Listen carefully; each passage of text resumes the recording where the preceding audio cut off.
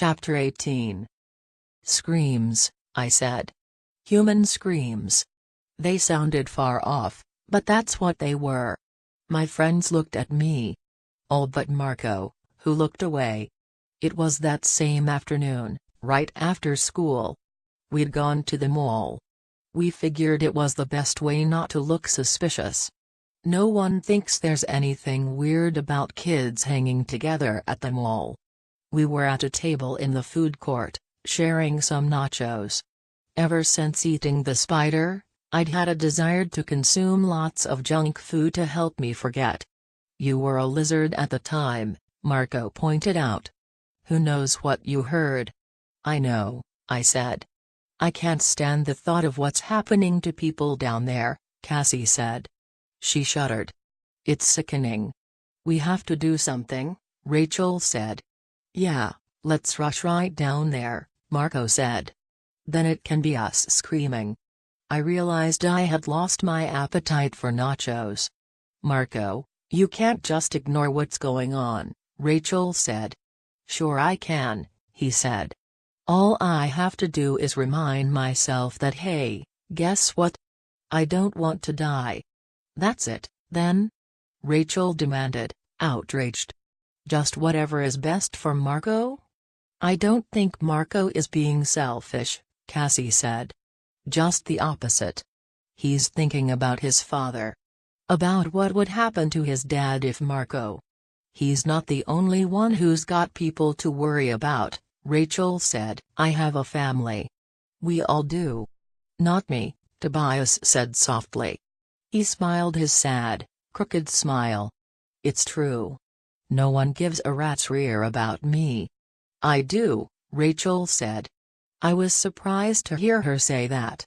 Rachel isn't exactly sentimental. Look, I said. I'm not asking anyone else to go with me. But I don't have a choice. I heard that scream today. And I know Tom is going down there tonight. He is my brother. I have to try and save him. I held out my hands, helpless. I have to do it. For Tom. I'll go with you, Tobias said, for the Andalite. There's no one else who can do anything to stop the Yeerks, Rachel said.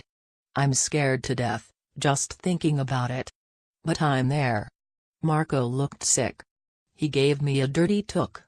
He shook his head. This is bad, he said. This is so bad. If it wasn't for Tom I'd walk away. Look, Marco, you don't have to, I started to say. Oh, shut up. He snapped. You're my best friend, you jerk. Like I'm going to let you go face all this alone? I'm in. I'm in, to rescue Tom. That's it. Then I'm done. Only Cassie had remained silent. She was looking dreamily off over the heads of the mall crowd. You know, back in the old days, I mean, the real old days, the Africans, the early Europeans, the Native Americans, they all believed animals had spirits. And they would call on those spirits to protect them from evil. They would ask the spirit of the fox for his cunning. They'd ask the spirit of the eagle for his sight. They would ask the lion for his strength. I guess what we're doing is sort of basic. Even though it was Andalite technology that made it possible. We're still just scared little humans, trying to borrow the mind of the fox, and the eyes of the eagle. Or the hawk, she added, smiling at Tobias. And the strength of the lion. Just like thousands of years ago, we're calling on the animals to help protect us from evil. Will their strength be enough? I wondered. I don't know, Cassie admitted solemnly. It's like all the basic forces of planet Earth are being brought into the battle. Marco rolled his eyes. Nice story, Cassie. But we're 5 normal kids. Up against the Yeerks. If it was a football game, who would you bet on? We're toast. Don't be so sure, Cassie said. We're fighting for Mother Earth. She has some tricks up her sleeves.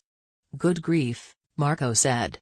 Let's all buy Birkenstocks and go hug some trees, we all laughed, including Cassie. Cassie is right about one thing, Rachel said seriously. The only thing we have going for us is this animal morphing thing. And so far the only morphs we've acquired are a cat, a bird, a dog, a horse, and a lizard. I think we need a little more firepower.